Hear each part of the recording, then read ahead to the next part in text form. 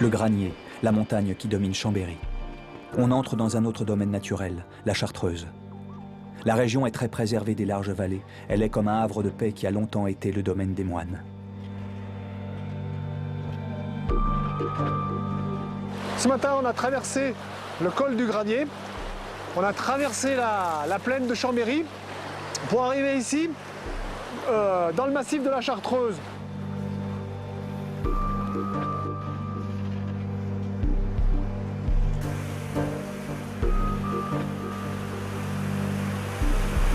Voilà une belle fario. Deux rivières traversent la Chartreuse. Le Guiers et son affluent le Cauzon, un cours d'eau qui coule au milieu du village de Saint-Pierre-d'Entremont où pêche le guide Didier Chapelle. Les conditions d'aujourd'hui ne sont pas favorables pour pêcher en mouche sèche, donc je vais m'adapter au profil de la rivière et je vais essayer de rechercher le poisson en nymphe lourde. En nymphe lourde, dit style roulette. Donc la nymphe lourde consiste à avoir une nymphe, donc comme le nom s'indique, qui est assez lourde. Et donc nous allons prospecter pratiquement sous la canne avec le mouvement de l'arbalète afin de bien faire pénétrer la nymphe 3/4 amont par rapport au poste recherché, la laisser évoluer et en fin de dérive faire une petite animation pour déclencher l'attaque du poisson.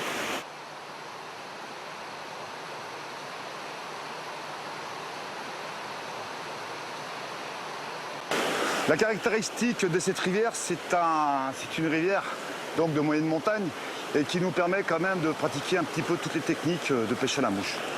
Donc que ce soit aussi bien, donc, comme nous l'avons vu tout à l'heure, la nymphe lourde, la nymphe au fil, donc les nymphes légères, la noyée plein aval et également la pêche à vue.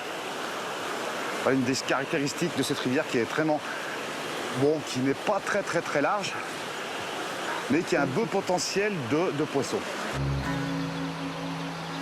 Alors, on voit ici qu'on est aux sources du Guiers. C'est les sources d'une rivière emblématique pour la Savoie, le Guiers, qui fait la frontière entre de ce bord-ci, la Savoie, du Mien, l'Isère.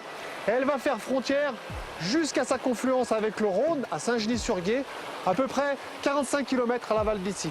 Donc ici, à la source, on est déjà dans une configuration d'une jolie rivière pêchable, pleine de petits poissons, on va dire, parce que quand même, c'est un faciès on est déjà très élevé, on a plus de 1000 mètres ici. Hein.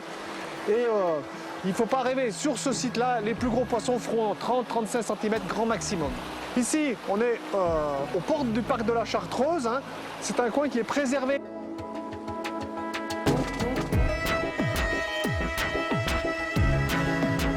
Le parc de la Chartreuse a été édifié il y a une quinzaine d'années, justement de par sa richesse d'entrée. C'est un massif calcaire, très riche en faune et flore. C'est un coin magnifique. Le paysage est époustouflant ici, c'est un cadre rêvé pour la pêche. Le guier, ici, le guier vif, hein, parce qu'il y a le guier vif qui coule, qui sort là de 3 grandes sources, 3 grandes résurgences calcaires. C'est de l'eau d'infiltration dans le massif, de l'eau purifiée. Donc, c'est une eau qui est limpide, d'une richesse absolue. Bon, depuis le temps qu'on pêche là, il faut prendre une truite là.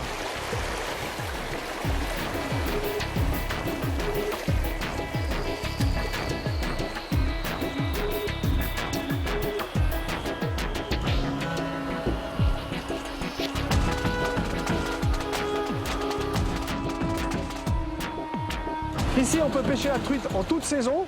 La meilleure période, c'est le printemps, hein, c'est d'avril à juillet.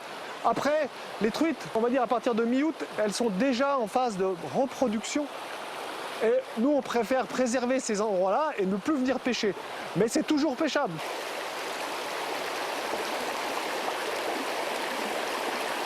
Ah, là, j'ai une touche, peut-être une petite. Il ne faut pas l'abîmer. Ah ouais, super. Voilà.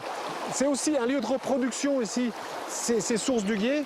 On le constate avec des jolis petits poissons comme ça, des juvéniles. Alors là, je pêche au toc, aux appâts naturels, avec un petit morceau de verre, enfilé sur un hameçon. Donc là, j'ai mis très peu de plomb, j'ai 1,5 g de plomb. Alors que si on doit pêcher dans les grosses fosses plus à l'aval, où il y a plus de courant et plus de fond, on peut aller jusqu'à 3 à 4 grammes de plomb pour pouvoir descendre à la hauteur où se situe le poisson, où se trouve le poisson. Là, ce qui compte, c'est la discrétion. Le problème, c'est qu'on ne peut pas pêcher très très loin à la pêche au thon. Je pêche au maximum à 10 mètres devant moi, grand maximum. Ce qui fait que voir les poissons dans ces conditions-là, c'est difficile. Et souvent, un poisson, quand nous-mêmes on le voit, il y a de grandes chances pour qu'il nous ait vus également.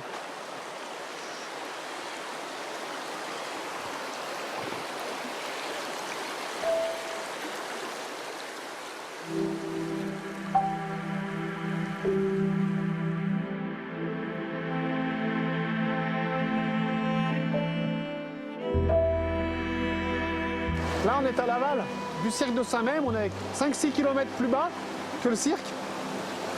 Et déjà, le Guiers a reçu un gros affluent.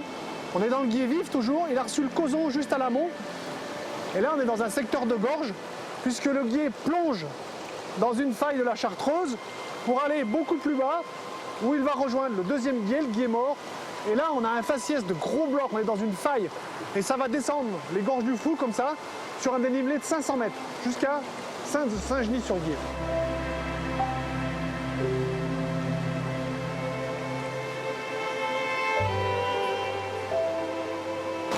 Alors voilà, de très jolies truites du Guiers.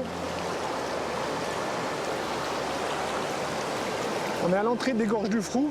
Voilà, une magnifique fario. Pris au toc. À qui on va rendre sa liberté, tellement elle est belle. Superbe poisson. J'ai juste mis beaucoup plus de plomb pour que mon appât ait une dérive à peu près naturelle et qu'il passe au niveau des blocs des fonds où les truites sont postées et où elles attendent de voir passer soit un ver, soit un invertébré. Là, c'est un secteur où il y a déjà beaucoup de plus gros poissons. Là, j'en ai pris un qui faisait à peu près 35 cm. Il y a beaucoup plus gros poissons là. On imagine très bien une très grosse truite là-bas sous cet énorme bloc qui doit faire plus de 2 kg. Elle est là. Maintenant, il faut qu'elle morde.